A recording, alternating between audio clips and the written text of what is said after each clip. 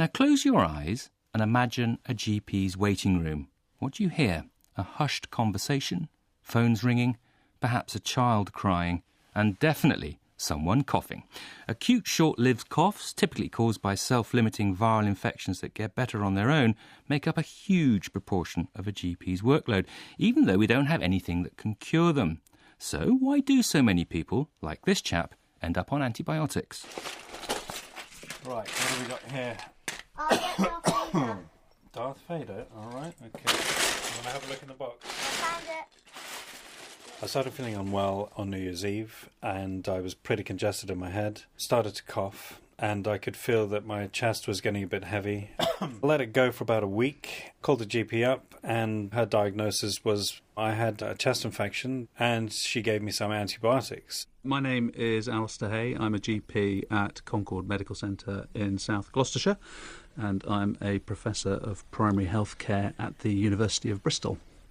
Cough is the most common presenting complaint to the NHS and to health services internationally.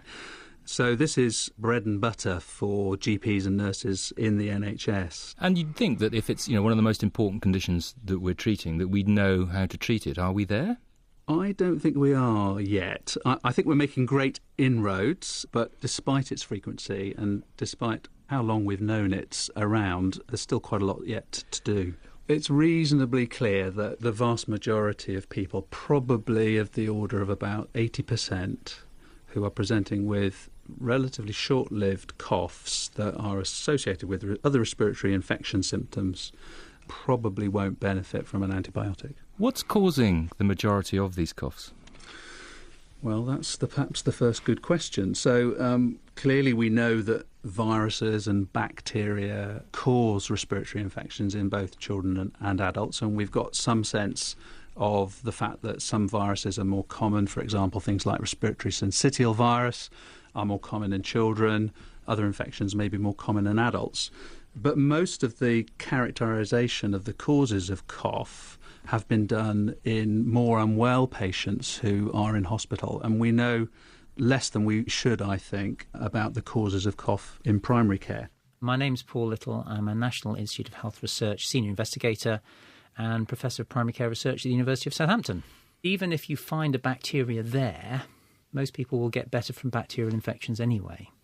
So the viral bacterial thing is important, but it can be overplayed a little bit because bacteria doesn't equal I have to have antibiotics, and similarly virus doesn't necessarily mean you should never have antibiotics. Most people who still come to their GP will get an antibiotic now still, despite the evidence that antibiotics don't work terribly well. That does surprise me slightly in that, this message has been, well, as long as I've been a GP, we've been harangued for over-prescribing of antibiotics, and in particular in cough, saying that actually most people with cough don't need antibiotics. Are we prescribing fewer antibiotics?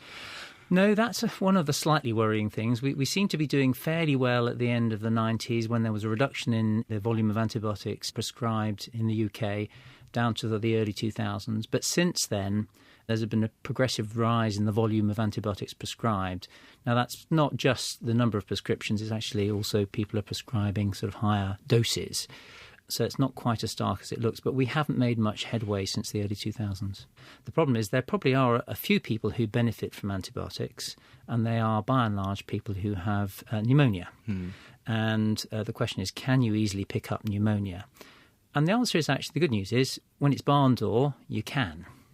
But the subtler signs of pneumonia are often difficult to pick up, and a GP will sometimes examine somebody and say, I don't think you've got pneumonia, when there's a little bit there. Does that matter? I think for most people it doesn't matter, actually. A tiny little bit of pneumonia that you can't pick up as a clinician probably will settle by itself in most individuals. Another thing that patients often worry about is the stuff that they're coughing up. Doctor, I'm coughing up nasty-looking yellow-green stuff. Is that of any significance? Just green phlegm on its own? No. And that'll be a surprise to most people because it's one of the first things you hear from patients, isn't it? I'm coughing up some nasty stuff.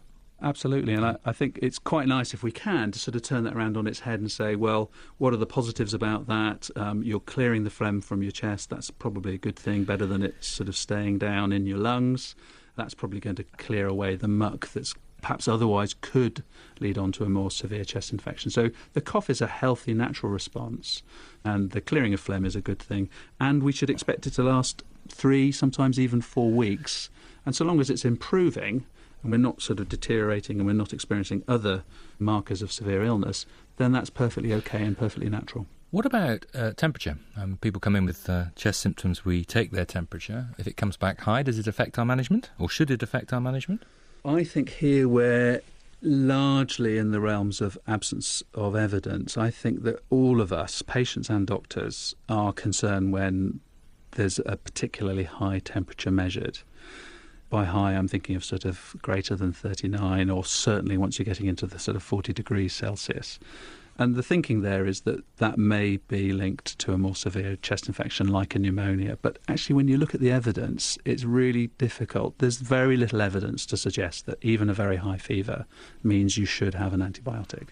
I certainly think that you should be seen by your GP, but that doesn't necessarily mean your GP should give you an antibiotic. There's a modest individual disbenefit by having antibiotics.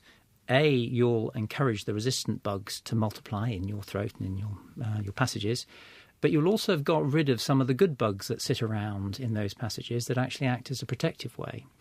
You will also, by getting antibiotics in early, you'll stop an immune response that is actually helpful the next time you see it. Do we know, looking at duration, yes, because it seems to be important to patients, I mean, is that an indicator of it being more likely to be a bacterial infection that needs treatment or not? No, it isn't, is the short answer. In fact, we've done a recent very, very big trial across Europe, and one of the groups we were interested in was people who had longer prior duration, and they certainly don't benefit from antibiotics. If anything, it's the other way around. People who get very sick quickly and come in quickly are perhaps marginally more likely to benefit, but only marginal. And in fact, the natural history of this illness is a very long one. It's around 3 weeks for the people that we see. And that's an average. So 50% of people that we see will have a cough for longer than 3 weeks. So one of the key messages to get across is actually, this is a long-lasting illness. You're not going to feel great with it. We can't do magic things. It will get better, but it will take a while. Professors Paul Little and Alistair